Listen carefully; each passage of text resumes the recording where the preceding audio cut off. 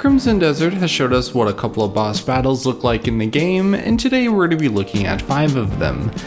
And the first one is the Queen Stone Crab. In what seems like a very peaceful cutscene of a character prospecting, the ground beneath them certainly comes alive and quickly turns into a boss battle, the Queen Stone Crab.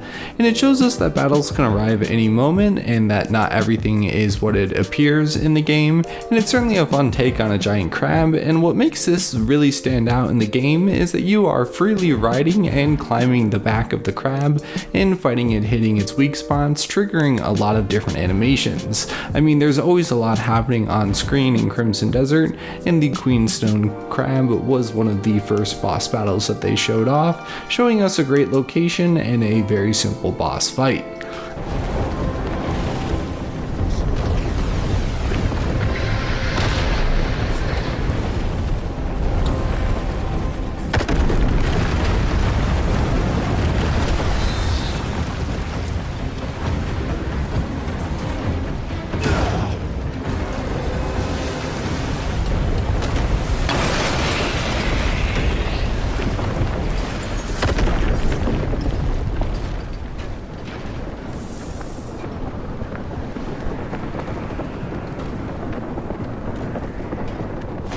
But the next boss battle opens up in a completely different environment from the Queen Stone Crab, as Cliff, our main character, is walking along red rocks in amber grain fields when the Reed Devil appears.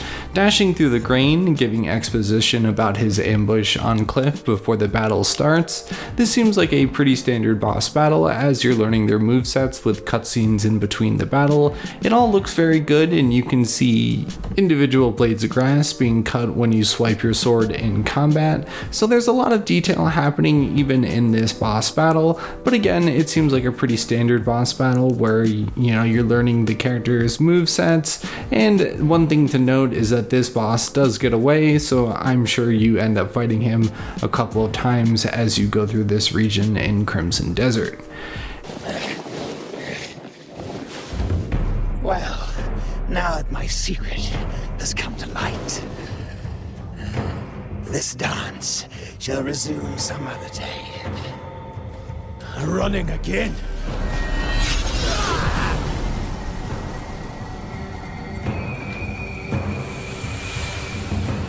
Allow this poor man a brief respite, and look to your own health as well, until we meet again.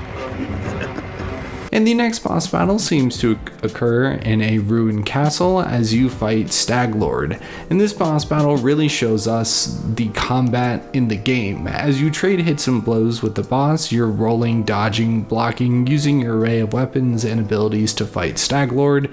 And the way you fight Staglord is completely different from the Reed Devil and the Stone Queen Crab, again showing you the variety of enemies and enemy types and how you take them on with your array of weapons.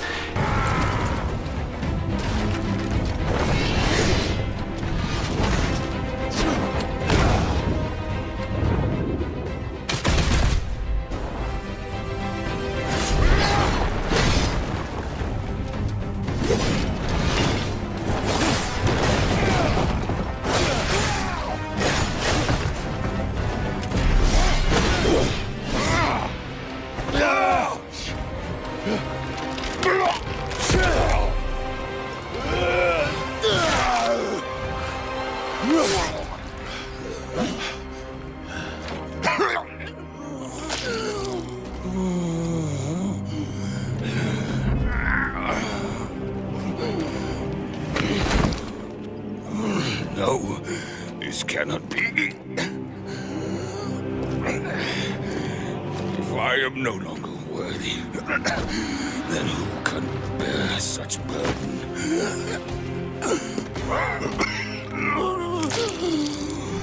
Weight of this crown.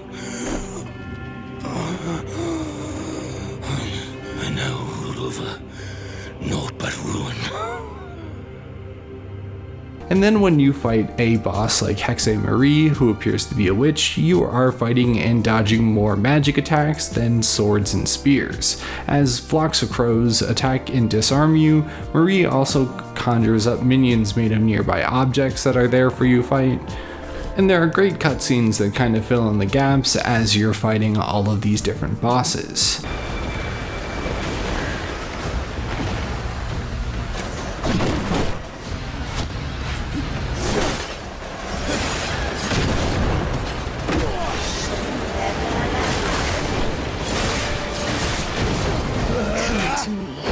And I shall grant you wealth, power, and strength that is challenged by none. Thought you could still feel Draven's breath?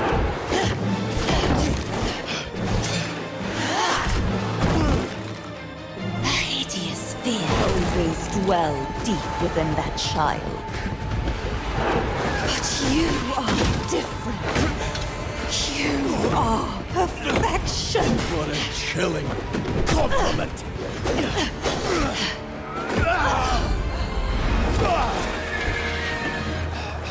You will be mine, Grey Maid. I shall embrace you with a love deeper than what I ever gave to him. You just needed a child to fulfill your own desires.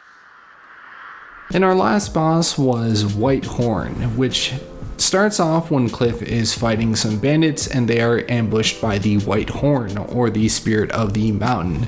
It's a yeti-like creature with antlers, and it definitely attacks very ferociously, slamming and ground pounding the ground. Very acrobatic as well, and it seems like all you can do is really roll and dodge and kind of get your strikes in when you can. And the battle also takes place on a snowy mountain where you can see like the snow moving in and out as you move around, and a clear path of destruction as well. So it really shows off, you know, again, just really small details, and all of this is on top of the great combat that we're seeing on screen with a lot of the different particle effects that are constantly happening. So again, there's always a lot happening on screen in Crimson Desert, and these 5 boss battles show us different locations, different play styles, different boss battles, all showing us what this game is actually going to be like. And despite each one of these boss battles taking place in a different location, and different environment, biome, even the type of creature or person you are fighting is completely different, some of the things that I noticed while you're watching it is that there are going to be continuous cutscenes that kind of don't interrupt gameplay and kind of fill in the gaps of exposition or lore about the character, or just battle quips that are happening as you're fighting different bosses. You're going to get cutscenes that make it feel memorable and part of the action as well. So again, on the overall, this game looks absolutely fantastic. We get to look at these 5 different bosses, again showing us what the world of Crimson Desert has in store for us. So with that is 5 different bosses we get to see in Crimson Desert. Subscribe if you'd like, comment down below, and until next video, goodbye.